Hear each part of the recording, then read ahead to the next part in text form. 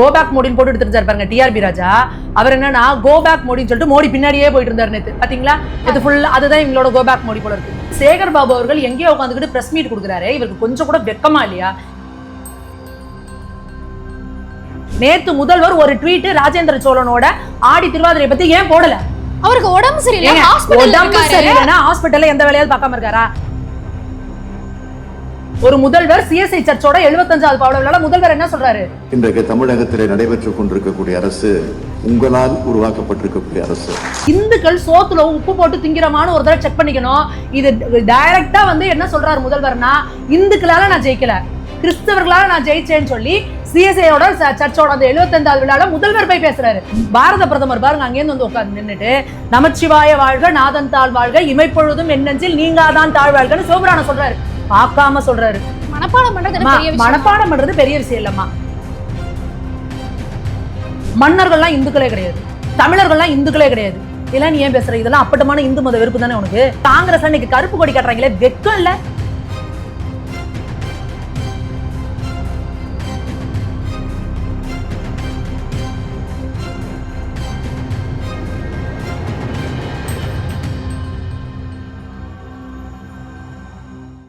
தமிழா பேச நேயர்களுக்கு வணக்கம். இன்னைக்கு நம்ம கூட பாஜக மகளிர் அணி மாநில உறுப்பினர் திருமதி சுமதி மேகவர்ணம் தான் இருக்காங்க. அவங்க கூட தான் பேச போறோம். வணக்கம் மேம். வணக்கம்.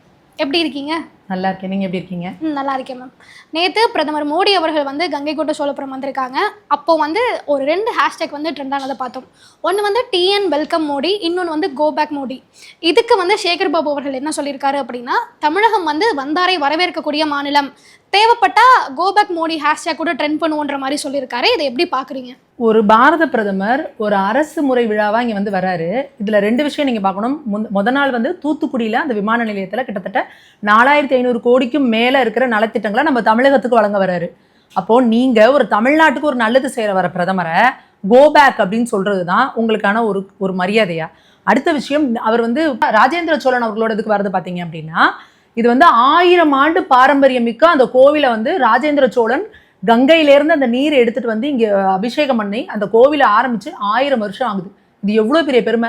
1000 வருஷத்துக்கு முன்னாடி பல இடங்கள்ல வந்து இளத்தலையை கட்டிட்டு தெரிஞ்சவங்களா இருந்தாங்க. என்ன ஆனாவன தெரியாம ஒரு இது மாதிரி காட்டுவாசிகளா இருந்த இடத்துல 1000 வருடங்களுக்கு முன்னாடி ஒரு கோவில் கட்டுறதுக்கான ஒரு மிகப்பெரிய தொழில்நுட்பத்தை தெரிஞ்ச ஒரு இனமா நம்ம தமிழ் இனம் இருந்திருக்கு அப்படிங்கிற ஒரு பெருமை. இதை பெருமைப்படுத்துறதுக்கு ஒரு பிரதமர் அங்கேருந்து வராரு அப்படின்னா, அப்ப நீங்க சந்தோஷப்படணுமா, அவங்கள வரவேற்கணுமா? அதை விட்டுட்டு கோ பேக் மோடின்னு சொல்லுவீங்களா? இதுல இந்த கோ பேக் மோடின்னு போட்டு எடுத்துட்டு பாருங்க டிஆர்பி ராஜா. அவர் என்னன்னா கோ பேக் மோடின்னு சொல்லிட்டு மோடி பின்னாடியே போயிட்டு இருந்தாரு நேத்து. பாத்தீங்களா? இது ஃபுல்லா அதுதான் இவங்களோட கோ பேக் மோடி போல இருக்கு. இவங்க ஒட்டுமொத்த தமிழகத்துக்கு என்ன சொல்றாங்க? கோ பேக் மோடினா மோடி பின்னாடி போங்க தமிழகம்னு சொல்லி தமிழகத்துக்கு வழிகாட்டிட்டு இருக்காங்க. அவ்வளவுதான். அடுத்ததான் இன்னொரு விஷயம், சேகர் பாபு அவர்கள் எங்கேயோ உட்காந்துக்கிட்டு பிரஸ் மீட் கொடுக்குறாரு. இவருக்கு கொஞ்சம் கூட வெக்கமா இல்லையா? இவர் வந்து ஒரு அறநிலையத்துறை அமைச்சர்.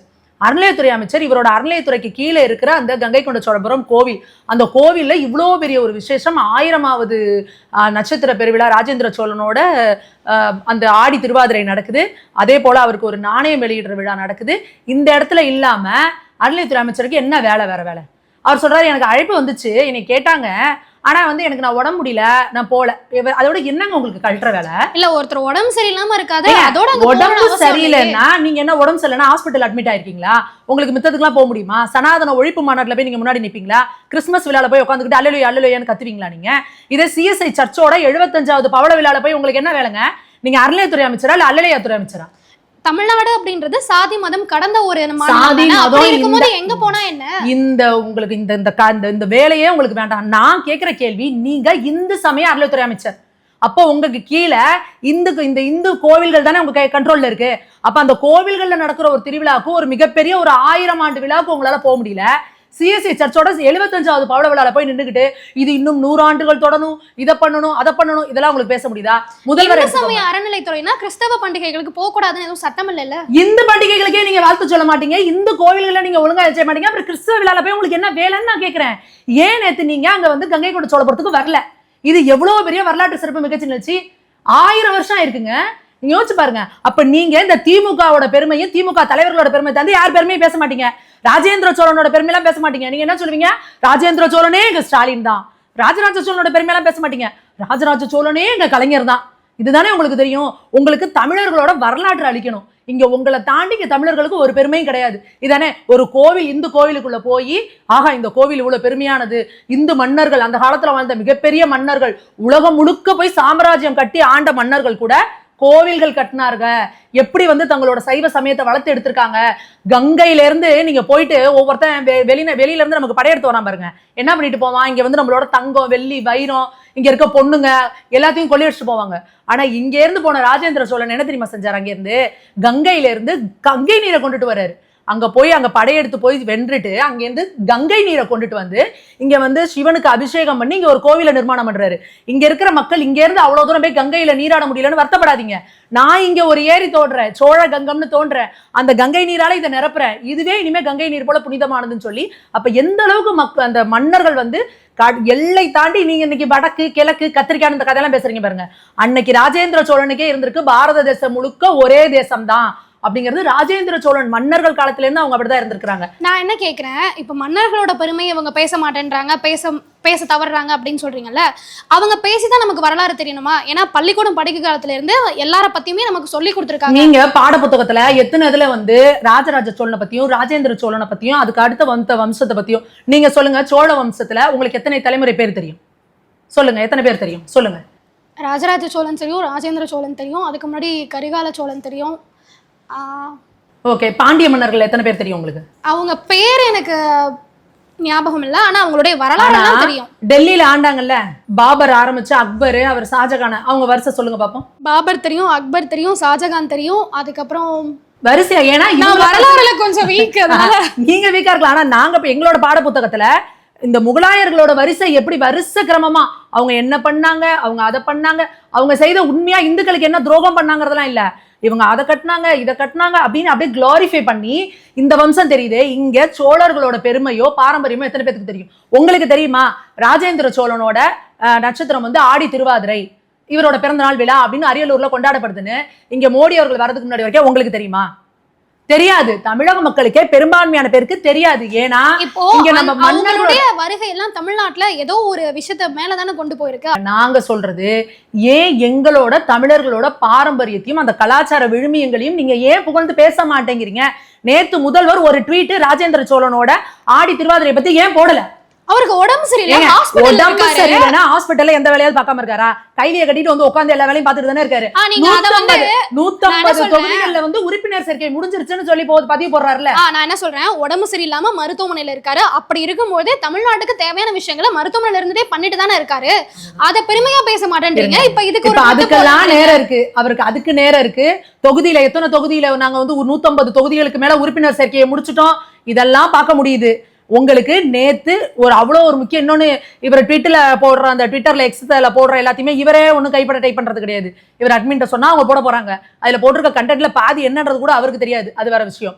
ஆனா அதுல கூட நீங்க ராஜேந்திர சோழனோட பெருமை என்ன, நேத்து இப்படி ஒரு சிறப்பு வாய்ந்த தமிழ் மன்னனோட ஒரு 1000வது விழா நடக்குது அப்படின்னா அதை பத்தி கூட சொல்ல முடியாத அளவுக்கு உங்களுக்கு என்னங்க அவ்வளவு வன்மம்? ஏன்னா இன்னைக்கு நீங்க தமிழ் மன்னர்களோட வரலாறு எடுத்தீங்கன்னா அதை ஒட்டியே நீங்க வந்து ஆன்மீகத்தை பேசிதான் ஆகணும். ஏன்னா தமிழக மன்னர்கள் எல்லாருமே கோவில் தான் கட்டினாங்க. எந்த மன்னராவது சர்ச்சு கட்டினாரு, எந்த மன்னராவது மசூதி கட்டினாருன்னு இருக்கா? ஏன்னா இங்க இருக்கிற மன்னர்கள் எல்லாருமே ஆன்மீகத்தையும் சேர்த்துதான் வளர்த்து எடுத்து கொண்டு வந்தாங்க. ஆன்மீகத்தை சேர்ந்து ஒட்டியே தான் நம்மளோட கலாச்சாரத்தை வளர்த்து எடுத்தாங்க. அப்போ உங்களுக்கு என்னன்னா ராஜேந்திர சோழனை பத்தி பேசினா அடுத்து அந்த கங்கை கொண்ட சோழபுரம் கோயிலை பத்தியும் பேசி ஆகணும் அப்படிங்கிற உங்களுக்கு நீங்க அப்பட்டமான இந்து மத விரோதிகள். அந்த இந்து மத அந்த விரோத போக்கு தான் ஒரு முதல்வர் சிஎஸ்ஐ சர்ச்சோட 75வது பவள விழால முதல்வர் என்ன சொல்றாரு, இந்த அரசாங்கம் உங்களால் அமைந்தது அப்படின்னு கிறிஸ்துவர்களை பார்த்து சொல்றாரு. அப்ப இந்துக்கள் சோத்துல உப்பு போட்டு திங்கிறமான ஒரு தடவை செக் பண்ணிக்கணும். இது டைரக்டா வந்து என்ன சொல்றாரு முதல்வர்னா, இந்துக்களால நான் ஜெயிக்கல, கிறிஸ்தவர்களால நான் ஜெயிச்சேன்னு சொல்லி சிஎஸ்ஐயோட சர்ச்சோட அந்த 75வது விழால முதல்வர் போய் பேசுறாரு. அப்போ இந்துக்கள் வாக்கு வங்கியா ஒருங்கிணையணும். எப்ப நீ எங்க கோவிலுக்கு மரியாதை கொடுக்குறியோ, எங்களோட பண்டிகைகளுக்கு நீ வாழ்த்து சொல்றியோ, எப்ப எங்க கடவுளை நீ இழிவா பேசாம இருக்கியோ, அப்பதான் உனக்கு ஓட்டு போடுவோம், இல்ல ஓட்டு போட மாட்டோம்னு இந்துக்கள் வந்து ஓட்டு வங்கியா ஒருங்கிணைஞ்சா இதே மாதிரி ஒரு கோவிலோட 1000வது விழால வந்து நின்றுகிட்டு முதல்வரும் சொல்லுவாரு, ஆமா இந்துக்களாலதான் எங்களுக்கு ஓட்டு கிடைச்சது அப்படின்றதும் நடக்கும். இன்னைக்கு ஓட்டு வங்கியா இணையாதனால நீங்க என்ன பண்றீங்க, ஒரு துச்சமா இந்துக்களை ஒரு அவங்களோட உணர்வுகளுக்கு துளி கூட நீங்க மரியாதை கொடுக்கல. நேத்து மோடி அவர்கள் அங்க வரப்போ எத்தனை லட்சக்கணக்கான மக்கள் வந்து அவ்வளவு ஆர்வமா நின்று மோடி அவர்களை வரவேற்கிறாங்க. அப்ப அத்தனை லட்சக்கணக்கான மக்களை நீங்க அவமானப்படுத்துறீங்கல்ல. இன்னைக்கு அரியலூர் அப்படிங்கிற ஒரு கிராமம் உலகம் முழுக்க பேசப்படுது. மோடிஜி அவர்கள் வந்து அரியலூர், தமிழகத்துல இருக்கிற அரியலூர்னு ஒரு கிராமத்துல போயிருக்கிறாரு. அங்க கங்கை கொண்ட சோழபுரம்னு ஒரு கோவில் இருக்கு. அங்க ஒரு மன்னன் 1000 வருஷத்துக்கு முன்னாடி இவ்வளவு விஷயங்களை செஞ்சிருக்கிறாரு. அப்படிங்கிறப்போ அப்போ உலகம் முழுக்க இருக்க டூரிஸ்ட்லாம் அந்த கோயிலுக்கு வர்றதுன்னு அதிகமாகுமா? அதனால அந்த ஊரோட பொருளாதாரமே அதிகமாகுமா? அப்போ ஒரு முதல்வருக்கு இந்த ஒரு அறிவு கூட இல்லையா? அப்ப எதற்காக அங்க வர ஒரு பிரதமரை வாங்கன்னு வரவேற்கிறோம்னு ஒரு ஜஸ்ட் ஒரு பேசிக் கர்ட்டசிங்க ஒரு ட்வீட் கூட போட முடியலையா உங்களால? நான் என்ன கேட்குறேன், பிரதமர் மோடி அவர்கள் வரதுக்கு முன்னாடி ஒரு டூரிஸ்ட் பிளேஸா தான் இருந்துச்சு. அவர் வந்த பிறகுதான் அந்த ஊர் எல்லாருக்கும் தெரியணும்னு ஏதாவது அவசியம்? டூரிஸ்ட் பிளேஸா தான் இருக்கு. ஆனா ஒரு பாரத பிரதமர் ஒரு இடத்துக்கு வராங்க அப்படின்னா அப்ப அந்த இடத்துக்கு இன்னும் அதோட அட்டென்ஷன் அதிகமாகும். நீங்க பாருங்க, நேத்து உலகம் முழுக்க தேடப்பட்ட இடத்துல வந்து கங்கை கொண்ட சோழபுரம் இருந்திருக்கும். நேத்து இந்தியா ஃபுல்லா எல்லாரும் யாரை பத்தி இது பண்றாங்க? மோடி அவர்கள் இங்க போயிருக்காரு. அதாவது 1000 வருஷத்துக்கு முன்னாடி ராஜேந்திர சோழன் கங்கையை எடுத்துட்டு வந்து அங்க காசில இருந்து கங்கையை எடுத்துட்டு வந்து இங்க அபிஷேகம் பண்றாரு. 1000 வருஷம் கழிச்சு திரும்ப பாரத பிரதமர் மோடி அவர்கள் வாரணாசியில இருந்து கங்கை எடுத்துட்டு வந்து பெருவுடையாருக்கு வந்து அபிஷேகம் பண்றாரு. இது எவ்வளவு பெரிய விஷயம் யோசிச்சு பாருங்க. இது வந்து நம்மளா மனுஷங்களா அது நடத்துறது கிடையாது. இது நமக்கு மீறிய ஒரு சக்தி. அது வந்து அந்த ராஜேந்திர சோழனோட அந்த பவர்ஃபுல்லான ஆன்மா. அவங்க வந்து எப்படி என்னோட கோவிலும் நான் நிர்மாணித்த தலைநகரமும் இவ்வளவு சக்தி வாய்ந்ததா விளங்கணும்னு அவங்க நிர்மாணிச்சாங்கல்ல.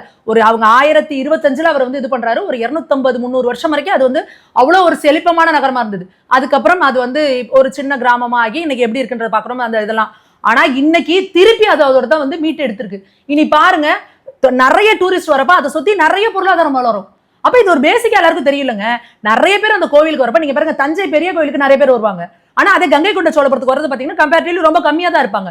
இனி அது ரொம்ப அதிகமாகும். அப்ப நம்மளோட தமிழ்நாட்டுல இருக்கிற ஒரு கோவிலை பாரத பிரதமர் வந்து ஒரு சிறப்பு செய்யறாருன்னா தமிழ்நாட்டுல இருக்கிறவங்களுக்கு அதை ஒரு வரவேற்புக்கு சொல்றதுக்கு கூட, அதை ஒரு வாழ்த்து சொல்றதுக்கு கூட மனசு இல்லைன்னா அப்புறம் என்ன நீங்க தமிழக மக்களுக்கு முதல்வரா நீங்க என்ன இருக்கீங்க? இல்ல என்ன சொல்லிக்கிறீங்க? என் கட்சியில 90% மேல இந்துதான் இருக்காங்க. அப்ப உங்க கட்சியில இருக்க 90% மேல இந்துக்களே நீங்க மனுஷனா கூட மதிக்கலையா? இல்ல அவங்க ஹிந்துக்களை வெறுக்கிறாங்கன்னு ஒண்ணும் கிடையாதுல்ல. இந்து மக்களுக்கும் சேர்த்துதான் பல நலத்திட்டங்கள் கொண்டு வந்திருக்காங்க. நீங்க இந்துக்களை வெறுக்கலைன்னா ஏங்க உங்களால நீங்க வாயை திறந்து தான் சொல்ல மாட்டீங்க? ஒரு ட்வீட் கூட உங்களால போட முடியலையா? பாரத பிரதமர் பாருங்க அங்கேருந்து வந்து உட்கார்ந்து நின்னுட்டு நமச்சிவாய வாழ்க, நாதன் தாழ் வாழ்க, இமைப்பொழுதும் எண்ணெஞ்சில் நீங்காதான் தாழ் வாழ்கன்னு சிவபுராணம் சொல்றாரு. பார்க்காம சொல்றாரு. நீங்க துண்டு சீட்டை பார்த்து சொல்லுவீங்களா? முதல்ல சிவபுராணமே சொல்ல மாட்டீங்க. மனப்பாடம் பண்றது பெரிய விஷயம் இல்லம்மா. அவரோட தாய்மொழி தமிழ் கிடையாது. அவர் ஒரு குஜராத்தி. அவரால் அது முடியுதுன்னா அந்த அர்ப்பணிப்பு, இது உண்மையாலுமே ஏதோ ஒரு வேல்யூபிளான விஷயம். இவங்க அதை இவ்வளவு ஒரு விஷயம் பண்ணிருக்காங்கன்னா அந்த அர்ப்பணிப்பு இருக்குல்ல, அதனால நீங்க பண்றீங்க. நீங்க அதை கேவலமா நினைக்கிறதுனாலதான் துண்டு சீட்டை பார்த்தா கூட தப்பு பிடிக்கிறீங்க. ஏன்னா திருவள்ளுவரை ஓரத்துல உட்கார வச்சு நடுவுல உட்கார்ந்த தகைசால் பெரியார் அவரு யாரு? ஸ்டாலின் அவர்கள். வள்ளுவரை இவரை பார்த்து எழுதிப்பாரு. ஆனா திருக்குறள்ல 2 வரிய உங்களால பார்க்காம படிக்க முடியாது. பார்த்தே தப்பா படிப்பீங்க. இன்மை புகுத்தி விடுங்கிற இளமை புகுத்தி விடுன்னு படிப்பீங்க. இல்ல அத்தனை அவ்வளவு கிரௌடுக்கு முன்னாடி ஒருத்தர் பேசாருன்னா சின்ன பதட்டம் இருக்கதானே செய்யும். அதுல ஏதோ ஸ்பெல்லிங் மிஸ்டேக்கா படிக்கிறது. இப்ப நீங்க தான் சொன்னீங்க மனப்பாடம் பண்றது பெரிய விஷயமானு. அதுக்கே துப்பு இல்லாம உங்களுக்கு டங்கு ரோல் ஆகுது அப்படின்னா நீங்க என்னத்துக்கு நான் பெரிய முதல்வர்னு வந்து நிக்கிறீங்க? புரியுதா? உங்களுக்குன்னு அந்த ஒரு சில திறமைகளை தகுதியை வளர்த்துக்கிட்டாதான் நீங்க தலைவனாகிறதுக்கான ஒரு இது இருக்கு உங்களுக்கு. புரியுதா? அப்ப தலைவன் சும்மா வந்து நின்று கூடாது. ஒரு பொம்மையை சும்மா அப்படியே விக்கலாம் மாட்டி மேக்கப் போட்டு பட்டிங்கிறீங்களா பார்த்து அப்படியே கொண்டாந்து நிக்க வச்சு துண்டு சீட்ல எழுதி கொடுக்குறோம், இப்படியே பேசுங்க, அப்படியே நடந்து போங்க, அப்படியே மெயின்டைன் பண்ணிக்கிறோம். நடக்கிறதும் நாங்க ஒவ்வொரு அடியா எடுத்து வைப்போம். அதை நாங்க ஃபாஸ்ட் ஃபார்வர்ட் பண்ணி சக்கடன்னு ஓடுற மாதிரி வச்சுப்போம். நீங்க இப்படி இந்த கூட இருக்க கேமராமேனையும் மேக்கப் பியூட்டிஷியனையுமே வச்சு எப்படி ஓட்டுவீங்க நீங்க? உங்களுக்குன்னு அந்த ஒரு புரிதல் இருக்கும்ல, இந்த தமிழ்நாட்டுக்குன்னு ஒரு இது இருக்குல்ல, வரலாறு இருக்குல்ல, அது உங்களுக்கு முதல்ல புரியணும்ல. அது உங்களுக்குள்ள இல்ல உங்களுக்குள்ள அந்த ஆழ்ந்த வெறுப்பு இருக்கிறதுனாலதான் இங்க இருக்கிற ஒரு தமிழகத்தோட பெருமையை பேச வர ஒரு பிரதமரை கோபேக் மோடின்னு எப்படி போடுவீங்க நீங்க? இது என்ன ஒரு இது உங்களுக்கு? அதுக்கப்புறம் திருப்பி கிளம்பிடுவானுங்க. மன்னர்கள்லாம் இந்துக்களே கிடையாது, தமிழர்கள்லாம் இந்துக்களே கிடையாது. இதெல்லாம் நீ ஏன் பேசுற? இதெல்லாம் அப்பட்டமான இந்து மத வெறுப்பு தானே உனக்கு. இந்துக்களை தவிர எவனா தமிழ பேர் வைக்கிறாங்களா முதல்ல? அப்ப தமிழர்கள் இந்துக்களா இல்லையா? நீ எதுக்காக இந்துக்களுக்குள்ள இப்படி ஒரு குழப்பத்தை உண்டு பண்ணிக்கிட்டு அவங்கள ஒரு குழப்பத்திலேயே நீங்க வச்சிருக்கீங்க? இந்துக்கள் மேல இருக்கிற அப்பட்டமான வெறுப்பு, அதை தவிர வேற ஒண்ணுமே கிடையாது. நேத்து ராஜேந்திர சோழனுக்கு நாணயம் வெளியிடுறதுக்கு வந்திருக்காரு. உங்களுக்கு அதெல்லாம் முக்கியமா? உங்களுக்கு கலைஞருக்கு நாணயம் வெளியிடணும், அது பெரிய விஷயம். அதுக்கு நீங்க என்ன பண்ணுவீங்க? அப்ப அந்த ஒன்றிய அரசு குன்றிய அரசுலாம் உங்க வாயில வராது. அங்க இருந்த ஒரு ராஜ்நாத் சிங் எல்லாம் வர வச்சு, நீங்க அப்படியே அண்ணாமலை அவர்கள் வரணும் எல்லாம் வர வச்சு நீங்க என்ன பண்ணுவீங்க? உங்க அப்பாவுக்கு நாணயம் வெளியிட்டுவீங்க. ஆனா ராஜேந்திர சோழனுக்கு நாணயம் வெளியிட்டதை பத்தி ஏதாவது ஒரு இது தகவல் போட்டிருக்கிறாரா? துணை முதல்வர் எங்க போனாரு? துணை முதல்வருக்கு எதுக்கு போவாரு? சனாதன ஒழிப்பு மாநாட்டில் போய் நின்றுக்கிட்டு சனாதனத்தை ஒழிச்சேதான் தீரணும்னு பேசுறதுக்கு போய் நிப்பாரு. அதுக்கெல்லாம் அவருக்கு நேரம் இருக்கும். இதுக்கு வர முடியாதா துணை முதல்வரால? ஏன் வரல துணை முதல்வருக்கு? வரல. இல்ல திராவிட கழகம்னு போதே நம்ம எல்லாருக்குமே தெரியும் அவங்க வந்து கடவுள் மேல அவங்களுக்கு பெருசா நம்பிக்கை. கடவுள் மறுப்பு கிடையாதுங்க, இந்த கடவுள் மறுப்பு வரைக்கும். நீங்க அப்ப கிறிஸ்துவ விழாவுக்கு போறீங்கல்ல, இஸ்லாமிய விழாக்களுக்கு போறீங்க, அப்ப அவங்களெல்லாம் கடவுளாவே நீங்க மதிக்கலையா? அப்ப கிறிஸ்துவத்துல இருக்கிறவங்களோ இஸ்லாமிய இருக்கிறவங்களோ கடவுள்னு நீங்க நினைக்கலையா? திராவிடத்துல கடவுள் மறுப்பு இயக்கம்னா எல்லா கடவுளையும் தானே நீங்க மறுக்கணும். அதனால இந்து கடவுளை மட்டும் மறுக்கிறீங்க. அதனால இந்து கோவிலுக்குள்ள மட்டும் வரமாட்டீங்க, இந்து கோவில் பெருமையை பேச மாட்டீங்க. என்னங்க உங்க நியாயம்? இந்து சமய அறநிலையத்துறை இந்து கோவில்களுக்காகவே ஒரு துறை அமைச்சு அந்த கோவில இருக்க உண்டியல் காசை எல்லாம் கொள்ளையடிப்போம். மக்கள் மொட்டை போடுறதுக்கு முதல் கொண்டு காசை வாங்கி அவனை மொட்டை அடிச்சு துரத்துவோம். ஆனா அந்த கோவிலுக்கு 1000 ஆண்டு ஒரு சிறப்பு நடக்குதுன்னா அதுக்கு வர முடியாது அறநிலையத்துறை அமைச்சரால. இல்ல இப்ப திமுக அரசு வந்த பிறகு தமிழ்நாட்டுல இருக்கக்கூடிய பல கோவில்களுக்கு கும்பாபிஷேகம் பண்ணிருக்காங்க, கோவில்களை வந்து புதுப்பிச்சிருக்காங்க. இந்த கதையை நீங்க கலர் கலரா சுத்திக்கிட்டு தான் இருக்கிறீங்க. நாங்க திருப்பி திருப்பி கேக்குறோம், கோவில்களுக்கு கும்பாபிஷேகம் பண்ணீங்கல்ல, அதுக்கு வெள்ளை இருக்க முதல்ல கொடுங்க. எத்தனை கோடி, எத்தனை ஆயிரம் கோடி உங்க தமிழக அரசு சார்பா நிதி ஒதுக்கப்பட்டிருக்கு. எங்க உண்டியல் காசு, நாங்க போட்ட காசு, எங்க கிட்டே டொனேஷன் வாங்கி நாங்க ஒவ்வொருத்தர் தலைக்கட்டி வரின்னு ஊர்க்காரெல்லாம் காசை போட்டு நாங்களே கோவிலை புனர் நிர்மாணம் பண்ணி நாங்களே கும்பாபிஷேகம் நடத்தினா நீங்க இந்து சமயாரில் வச்சோம் முன்னாடி வந்து நின்றுட்டு மேலே ஏறி போய் பரிவட்டம் கட்டிக்கிட்டு நின்றுட்டு எங்க முதல்வர் பண்ணார் இதை, முதல்வர் நாமம் பால்க, தளபதி நாமம் பால்கன்னு புகழ் பாடிட்டு போவீங்க. என்ன இல்லை தமிழக மக்கள் லூசு நினைச்சிட்டு இருக்கீங்களா? எத்தனாயிரம் கோடி நீங்க அலாட் பண்ணிருக்கீங்க தமிழக அரசு? சொல்லுங்க. எங்க காசை வச்சுதாங்க இன்னைக்கு கோவில் நடந்துட்டு இருக்கு. கோவில்ல போடுற உண்டியல் காசெல்லாம் நீங்க அடிச்சு எடுத்துட்டு போயிடுறீங்க. இதை தாண்டி கோவில் நல்லபடியா நடக்கணும்னு இந்து மக்கள் செலவு பண்ற காசு டொனேஷன்ல தான் இன்னைக்கு கோவில் எல்லாம் நடந்துட்டு இருக்க ஒழிஞ்சு நீங்க என்ன தமிழக அரசு செலவு பண்ணிட்டு இருக்கீங்க கோவிலுக்கு? அதை தான் நான் கேட்கிறோம். கோவில்கள்னா உங்களுக்கு ஏன் இவ்வளவு வன்மோ, ஏன் இவ்வளவு கடுப்பு உங்களுக்கு? அடுத்து இப்ப பாரத பிரதமர் வந்து நேற்று அனௌன்ஸ் பண்ணிருக்காரு, ராஜராஜ சோழனுக்கும் ராஜேந்திர சோழனுக்கும் பிரம்மாண்டமான சிலை அமைப்போம் அப்படின்னு சொல்லியிருக்காரு. இதை சொல்றதுக்கு சுதந்திரம் அடைஞ்சு கிட்டத்தட்ட 75 வருஷம் கழிச்சு ஒரு பிரதமர் வர வேண்டியதா இருக்கு தமிழ்நாட்டுக்கு. நான் என்ன கேட்கிறேன், இதே பிரதமர் மோடி அவர்கள் பதவியேற்று இத்தனை ஆண்டு காலம் ஆயிருக்குல்ல, இப்பதான் தமிழகத்துக்கு வந்து ராஜராஜ சோழனுக்கு ஒரு சிலை கட்டணும், ராஜேந்திர சோழனுக்கு ஒரு சிலை கட்டணும்னு இவங்களே சொல்றாங்க. அப்படி இருக்கும்பொழுது இதை பெரிய விஷயமா பேசிட்டு இருக்கீங்க. அவர் வந்ததுல இருந்தே தமிழகத்துக்கு எல்லாம் பண்ணிட்டு தானே இருக்காரு. எத்தனை முறை தமிழகத்துக்கு வந்திருக்காரு, திருக்குறளை எத்தனை மொழிகள்ல வந்து இது பண்ணியிருக்கிறாரு, மொழிபெயர்த்து வெளியிட்டு இருக்கிறாரு, எங்க போனாலும் தமிழோட பெருமையை பேசுறாரு. இதெல்லாம் யாருங்க பண்றா? வாஜ்பாய் அவர்கள் தான் முதல்ல போயிட்டு ஐநா சபையில வந்து தமிழை பத்தி பேசினவர். யாது முறை யாவரும் கிளைன்னு சொல்லிட்டு வாஜ்பாய் அவர்கள் முதல்ல பேசினாரு. அடுத்து மோடிஜி அவர்கள் பேசினாங்க. வேற எந்த காங்கிரஸ் இன்னைக்கு கருப்பு கொடி கட்டுறாங்களே, வெக்கம் இல்ல? காங்கிரஸ் இத்தனை ஆண்டு காலம் இன்னைக்கு ஆட்சி புரிஞ்சுச்சுல இந்தியாவை. எந்த ஒரு காங்கிரஸ் பிரதமராவது தமிழகத்துக்கு இந்த மாதிரி வந்து சிறப்பு செஞ்சிருக்காங்களா? இந்த மாதிரி இன்னைக்கு நீங்க கேக்குறீங்கல்ல இன்னைக்கு கோயில்னா, இப்பதான் 1000 ஆண்டு சாத்திய விழா நடக்குது அவருக்கு. அப்ப அந்த மாதிரி ஒரு விழால வந்து இவருக்கு பண்ணணும்னு தோன்றது யாருக்கு தோணும்? நீங்க என்ன பண்றீங்க? எங்க அப்பாவுக்கு ஊரு ஃபுல்லா செலவு வைக்கலாமா? நடுக்கடல்ல நட்டமா கொண்டு ஒரு பேனாவை நிறுத்தலாமா? இல்ல ஈவேராக்கு வைக்கம்ல போய் ஒரு கட்டடம் கட்டலாமா? இதுதானே நீங்க யோசிக்கிறீங்க. எந்தெந்த கோவில் வாசல் எல்லாம் வந்து கடவுளை கும்புறவன் முட்டா பைய, கடவுளை நம்புறவன் அயோக்கிய பைய, கடவுளை பரப்புறவன் காட்டு மிராண்டி அப்படின்னு எழுதி கோவில் வாசல்லே வச்சுட்டு உட்கார பண்ற அட்ராசிட்டி பண்ணிட்டு இருக்கீங்கல்ல. உங்களுக்கு ஏன் ராஜராஜ சோழனுக்கும் ராஜேந்திர சோழனுக்கும் ஒரு பிரம்மாண்டமான சிலை? அதையும் சில பேர் வந்து ஊபிஸ் கதறாங்க, கலைஞர் ஏற்கனவே சிலை வச்சுட்டாரு உனக்கு தெரியுமா வரலாறு படின்னு. கலைஞர் வச்சின சிலை எவ்வளவு பெருசு? இவர் என்ன சொல்றாரு, பிரம்மாண்டமான சிலைன்னு சொல்லியிருக்கிறாரு.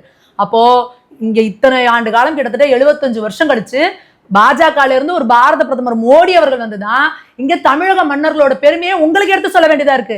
ஏன்னா உங்களுக்கு உங்க பெருமை தானே உங்க மண்டை ஃபுல்லா ஏறிட்டு இருக்கு. முத்தமிழ் வித்தகர்னா கலைஞர் தான், தமிழக வரலாறுனா அண்ணா தான், இங்க தமிழகத்துக்கு பெண்களுக்குதுன்னா அது ஈவேரா தான். இதை தாண்டி இங்க தமிழ்நாட்டுல ஒருத்தனுமே கிடையாது. இவங்க மட்டும் இல்லைன்னா தமிழ்நாட்டுல எல்லாரும் கோமணம் தான் கட்டிட்டு தெரிஞ்சிருப்பாங்க. நாங்க தான் வந்து இன்னைக்கு தமிழர்களை கௌரவமா வேட்டி சட்டை கட்டி தெருவில் திரிய வச்சிருக்கோம்னு இந்த பெருமை தானே உங்க மண்டையில ஏறிட்டு இருக்கு. இப்போ நீங்களே சொன்னீங்க தூத்துக்குடியில அந்த ஏர்போர்ட் விஷயமா வந்தாருன்னு சொல்லிட்டு. இப்போ இவ்வளவு நேரம் பேசிட்டு இருக்கோம், ஒரு 15 நிமிஷம் மேல பேசிட்டு இருக்கோம், நீங்க அதை பத்தி பேசவே இல்லை. அப்போ பாரதிய ஜனதா கட்சி என்ன பண்ணுது, விஞ்ஞானத்தை கீழே தள்ளிட்டு ஆன்மீகத்தை தான் மேல தூக்கிட்டு. நாங்க விஞ்ஞானத்தை கீழே தள்ளுறதா இருந்தா ஏன் அந்த வளர்ச்சி திட்டத்தை கொடுக்க போறோம்? நீங்க பாருங்க, எவ்வளவு மெட்ரோ ரயில் ப்ராஜெக்ட் ஆகட்டும், இன்ஃப்ராஸ்ட்ரக்சர் இம்ப்ரூவ் பண்றதாகட்டும், இப்ப இந்த தூத்துக்குடி இதுல வந்து எத்தனை வருஷமா மக்களோட கோரிக்கை கேட்டுட்டே இருக்கிறாங்க. இப்ப அவர் வந்து அதை வந்து ஒரு பன்னாட்டு இதா மாத்திருக்காரு. இது இல்லாம 24/7 வந்து பாம்பே, டெல்லி அந்த மாதிரி இடத்துக்கும் வந்து ஃபிளைட்ஸ் வந்து இனிமே வரும்னு சொல்லியிருக்காங்க. இப்ப அங்க இருக்கிற மக்கள் எவ்வளவு வந்து இதனால பயனடைகிறாங்க? கிட்டத்தட்ட 4800 கோடிக்கான நலத்திட்டங்கள் வந்து பாரத பிரதமர் வந்து தமிழ்நாட்டுக்கு அர்ப்பணிக்கிறாரு. அப்போ நாங்க எங்களோட வளர்ச்சி திட்டங்கள் இதுல வந்து ரொம்ப கீனா இருக்கும். அதே சமயத்துல நம்மளோட பாரம்பரிய விழுமியங்கள், நம்மளோட கலாச்சார விழுமியங்களும் நம்ம கொண்டு போகணும். அதுதான் நம்ம பாரத தேசம். பாரத தேசம் அப்படிங்கிறது வந்து சும்மா ஒரு நிலப்பரப்பு கிடையாது, சும்மா கல்லு மண்ணுங்கிறது கிடையாது. அதுக்குன்னு ஒரு ஆன்மா இருக்கு. நீ வந்து பாரத தேசம் வந்து பிரிவினைவாதம் பேசிக்கிட்டு நீ அவங்கள வெட்டி எடுத்துட்டு போ, இவங்களை வெட்டிட்டு போ, அது வடக்கு வாழு இதெல்லாம் கிடையாது. இங்க இருக்கிற மன்னர்களா இருந்தாலும் காசிக்கு போனா அங்க இருக்கிற விஸ்வநாதரை வணங்கிட்டு தான் வந்தாங்க. அங்க இருக்கிற மன்னர்களா இருந்தாலும் இங்க வந்தா ராமேஸ்வரத்துக்கு வந்து அங்க இருக்கிற இவரை வந்து ராமேஸ்வரநாதரை வணங்கிட்டு தான் போனாங்க. இதுதான் பாரத தேசம். இங்க கன்னியாகுமரியில இருந்து காஷ்மீர் வரைக்கும் நாம ஒரே தேசம், அதுதான் ஒரே பாரதம், உன்னத பாரதம் நீங்க சொல்றாங்க. அப்போ வளர்ச்சி எந்த அளவுக்கு முக்கியமோ அதுலயே நாங்க முக்கியத்துவம் கொடுப்போம். அதே நேரத்துல நம்மளோட பாரம்பரிய விழுமியங்களும் முக்கியம். நீங்க எங்களோட பாரம்பரியத்தை அழிக்கணும்னு நினைக்கிறீங்க. ஏன் உங்களுக்கு இந்துக்கள்னா இவ்வளவு கடுப்பா இருக்கு? ஏன் எங்க கோவில்கள்னா உங்களுக்கு இதா இருக்கு? அதை தான் நாங்க கேட்கிறோம். எவ்வளவு தொன்மையான கோவில், 1000 வருஷம் ஒரு கோயில் இருக்குங்க. நினைச்சு பாருங்க, 1000 வருஷமா அந்த மன்னனோட அரண்மனை இல்ல, அவருக்கு மாட மாளிகையும் கூட கோபுரம் கட்டிக்கல, அவரோட வாரிசுகள்லாம் இன்னைக்கு எப்படி இருக்கிறாங்க? இன்னைக்கு திமுகவோட வாரிசுகள்லாம் எப்படி இருக்கிறாங்க? திமுகவோட வாரிசுகள் இருக்க சொத்தும் ராஜேந்திர சோழன் ராஜராஜ சோழன் வம்சத்துல இருக்கிறவங்களோட சொத்து ஒன்னா இருக்கா? 1000 வருஷத்துக்கு முன்னாடி கப்பல் விட்டவன், எங்க தெற்காசியா வரைக்கும் போய் கடாரம் கொண்டான்னு கடாரம் வெண்டுட்டு வந்தவன், அவனோட வாரிசுகள்லாம் இன்னைக்கு எப்படி இருக்காங்க? இன்னைக்கு நீங்க எப்படி இருக்கிறீங்க? நீங்க ஊரை ஒலையடிச்சு நீங்க உங்க குடும்பத்தை வளர்க்கணும்னு நினைச்சீங்க. அவங்க தான் குடும்பத்துல இருக்க சொத்தையும் எடுத்து ஊருக்காக என்ன செய்யணும், மக்களுக்காக என்ன செய்யணும். ராஜராஜ சோழன் என்ன சொல்றாரு? எதற்காக கற்றழி, எதுக்காக அந்த கருங்கல்ல கோவில் கட்டுறாருன்னா, இன்னும் 1000 ஆண்டுகள் வந்தாலும், இன்னும் பலமான படையெடுப்புகள் வந்தாலும் இங்க வந்து நம்ம கோவிலை இடிச்சிடக்கூடாது. இந்த கோவில்கள் தான் நம்மளோட ஆன்மீக விழுமியங்கள். இந்த ஆன்மீக விழுமியங்கள் இருந்தாதான் அடுத்தடுத்த தலைமுறைக்கு வந்து நம்ம வந்து இதை எடுத்துட்டு போக முடியுன்றதுனாலதான் கோவிலை கட்டினாங்க. எந்த ராஜாவும் தனக்கு வந்து ராஜராஜ சோழனோட அரண்மனை எங்க இருக்கு? அரண்மனை இந்த மாதிரி இருக்கா? இந்த மாதிரி கற்றளியில கட்டிக்க தெரியாது அவருக்கு? இல்ல, தஞ்சாவூர்ல இருக்க ராஜராஜ சோழன் அது இருக்கிறது வந்து இப்ப இதானது, அது வேற. அவரோட அரண்மனையில இடிஞ்சு தடமட்டம் ஆயிடுச்சு. இன்னைக்கு இருக்கிறது வந்து ராஜராஜ சோழன் அந்த சரஸ்வதி மகால் சொட்ட அந்த இதானே ஒழிஞ்சு அவரோட பாண்டியர்கள் படையெடுப்புல வந்து அவரோட அரண்மனையெல்லாம் இடிச்சு மட்டமாகி அது மாளிகை மேடுனே ஒரு ஊரா சொல்லுவாங்க. அதை இடிச்சு அது ஒரு பெரிய மேடாவே மழை போல மாச கணக்குல கிடந்ததா வருஷ கணக்குல கிடந்ததா சொல்லுவாங்க. மன்னர்களோட இது அதுதாங்க. அவங்க வந்து நம்மளோட வருடம் கலந்து 1000 ஆண்டுகள் ஆனாலும் நம்மளோட பாரம்பரியம் பேசப்படணும்னா அங்க கோவில்கள் இருக்கணும் அப்படிங்கறதுல அவங்க ரொம்ப தெளிவா இருந்தாங்க. நீங்க ஏன் வந்து இன்னைக்கு அந்த மன்னர்களை பத்தி பேச மாட்டேங்கிறீங்கன்னா, இந்த தமிழ் மன்னர்களை பத்தி பேசினாலே, அவங்களோட வரலாறு எடுத்தாலே நீங்க பக்தியும் ஆன்மீகமும் இந்த கோவிலை தாண்டி உங்களால பேச முடியாது. இதுலயே சில பேர் சொல்றானுங்க, நீங்க கோவில் கட்டினீங்களே, பள்ளிக்கூடம் கட்டினீங்களா, மருத்துவமனை கட்டினீங்களான்னு வெண்ண மாதிரி பேசுறானுங்க. நீங்க ராஜராஜ சோழனோட இதுல எடுத்து பாருங்க, அந்த தஞ்சை பெரிய கோயிலை ஒட்டியும் இந்த கங்கை கொண்ட சோழபுரத்தை ஒட்டியும் ஆதூரச்சாலைன்னு இருக்கும். ஆதூரச்சாலைன்னா என்ன? அங்க வந்து மருத்துவம் கொடுப்பாங்க, எல்லா மருத்துவமும் நடக்கும். அங்க குழந்தைகளுக்கு கல்வி சொல்லிக் கொடுக்கப்படும். அங்க வந்து பெண்களுக்கு வந்து கைவினை பொருட்கள் செய்யறது சொல்லி கொடுக்கப்படும். அந்த ஒரு கோவில் அப்படிங்கிறதே வந்து ஒரு தொழிற்சாலை போல இயங்குச்சு. அந்த கோவிலை சுற்றி அந்த இருக்கிற மக்களோட வாழ்வாதாரம், பொருளாதாரம் எல்லாமே இருந்துச்சு. அப்ப நீங்க இன்னைக்கு எங்க கோவிலே சதைச்சு நாசமாக்கிக்கிட்டு இதெல்லாம் மூட நம்பிக்கை அப்படின்னு சொல்லி அதுல இருக்க ஒவ்வொரு கல்லையா கழட்டி எப்படி விற்கலாம், ஒவ்வொரு தூண் எத்தனை கோடி பெறும், ஒவ்வொரு படி எத்தனை லட்சம் பெறும், இப்படிதான் நீங்க பிளான் பண்ணி எங்களோட கோவில்களை உங்களுக்கு கண்ணு முன்னாடி எங்க கோவிலை பார்த்தா அப்படியே டாலரா ஓடுது. அது வந்து ஒரு ஆன்மீக தலம், ஒரு புனிதமான இடம்ன்றது உங்க கோவில் இல்ல. உங்களை பொறுத்த வரைக்கும் கோவில் அப்படின்னா அது எவ்வளவு பெறும், எடைக்கு போட்டா எவ்வளவு தேரும் அப்படிங்கறதான் உங்களோட கால்குலேஷனா இருக்க ஒழிஞ்சு இதை தவிர இப்போ மக்கள் கேள்வி கேட்கணும், இந்து மக்கள் கேள்வி கேட்கணும். ஏன் எங்க ராஜேந்திர சோழனை பத்தி நீங்க பேசல, ஏன் 1000 ஆண்டு பெருமை வாய்ந்த கோவிலுக்கு நீங்க வரல அப்படின்றத மக்கள் கேள்வி கேட்கணும். ஓட்டு போட வரவங்கள துரத்தி அடிக்கணும். அப்பதான் அடுத்த முறை இவங்க இந்த தப்பை நிச்சயமா செய்ய மாட்டாங்க. எங்களோட இணைந்து பல கருத்துக்களை பகிர்ந்துக்கிட்டீங்க. நீங்க பேசும்பொழுது பல விஷயங்கள் எங்களுக்கே புரிய வந்துச்சு. ரொம்ப நன்றிமா. நன்றி. உலக தமிழ் சொந்தங்களுக்கு வணக்கம். நான் ராஜவேல் நாகராஜன்.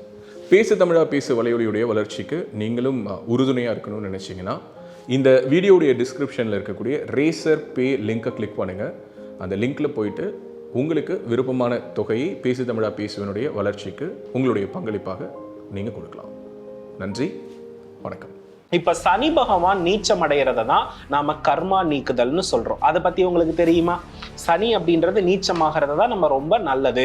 இப்ப இந்த ராகுதசை இவங்க ஜாதகத்தை பார்க்கும்போது ஒண்ணுமே தெரியாது, தட்டால் போட்டா என்னடா அது அப்படி இவங்க பொண்ணு பார்த்துட்டு இருப்பாங்க, கல்யாணமே நடக்காது, கிட்ட வரும், இந்த அவங்களுக்கு பிடிக்கும், இவங்களுக்கு பிடிக்காது, இவங்களுக்கு பிடிக்கும், அவங்களுக்கு பிடிக்காது, இப்படி போய்கிட்டு இருக்கும். அவங்க சொல்றாங்க இவங்க சொல்றாங்கன்னு கல்யாணம் பண்ணிடவே கூடாது. அவங்க சொல்றாங்க இவங்க சொல்றாங்கன்னு போய் லவ்ல போய் விழுந்துடவும் கூடாது. ஆயிலியத்தை இம்ப்ரெஸ் பண்றதுக்கு வந்து லைஃப் பார்ட்னர் என்ன வேணாலும் செய்வாங்க. ஐயோ இம்ப்ரெஸ் பண்ணிட்டாங்களே, இத்தனை பேர் கூடிட்டாங்களே, நான் அக்செப்ட் பண்ணிக்கிறேன்னு போயிட்டீங்க அப்படின்னா. இந்த மாதிரி ஆன்மீகம் மற்றும் ஜோதிடம் சார்ந்த இன்னும் பல வீடியோக்கள் பார்க்கணுமா? மறக்காம திருவருள் டிவிக்கு சப்ஸ்கிரைப் பண்ணுங்க. திருவருள் டிவியுடைய சேனல் லிங்க் இந்த வீடியோடைய டிஸ்கிரிப்ஷன்ல இருக்கு.